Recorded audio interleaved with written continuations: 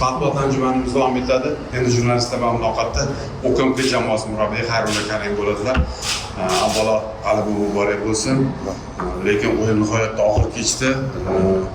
Bugungi o'yin haqida fikrlaringiz? Avvalo assalomu alaykum. To'g'ri aytdingiz, o'yin og'ir bo'ldi.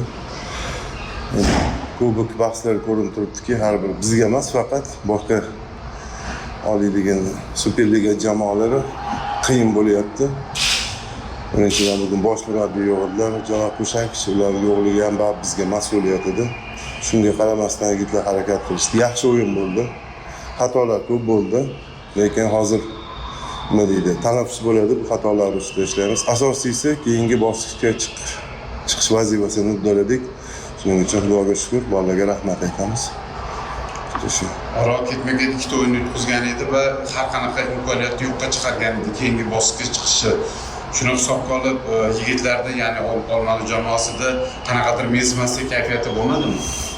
Yo'q, Orolni bilardik biz. Oldindan ham o'yinlarni ham kuzatib turardik. Yuguradigan jamoa, oson bo'lmasligini ham bilardik. Buni bosh murabbiy ham ketishdan oldin ham ta'kidlab o'tdilar, oson. Baribir bu futbolda xayolli bo'ladi-da.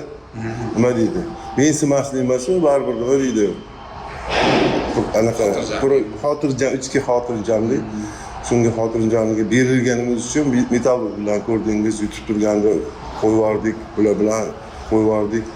No, aytdik-ku, o'sha xatoni ustida ishlaymiz. Eng yomoni ko'p gol qo'yvarganimiz ko'ngilni xira qildi. Lekin qaytaraman, keyingi bosqichga chiqqanimiz yaxshi bo'ldi. Xatolar ustida ishlab turib, yana ham oldinga borishga harakat qilamiz, Xudo xohlasa. Xudo xohlasa. Ana shu g'olibliklarni deyman.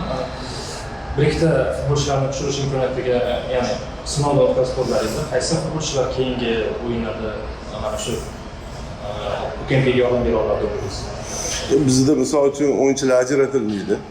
Misol uchun qaysi bekorga 20 bitta o'yinchi ushlab turilmaydi. O'shaning uchun o'sha kunga kunga kelib qaysi o'yinchilar kuchli bo'lsa, o'zini yaxshi his qilsa, shunga qarab asosiy sostavda hammaga joy borda. O'zini ko'rsatsa, mahsulotlarga qaraladi, o'yinga qaraladi. Sen bo'limiz yo'lagan talablarni bilasizlar, har doim yuqori. Bu talab hech qachon pastga tushmaydi. Tushunarli. Savollar boshqa? Rahmat, g'alabalar yana bir marta.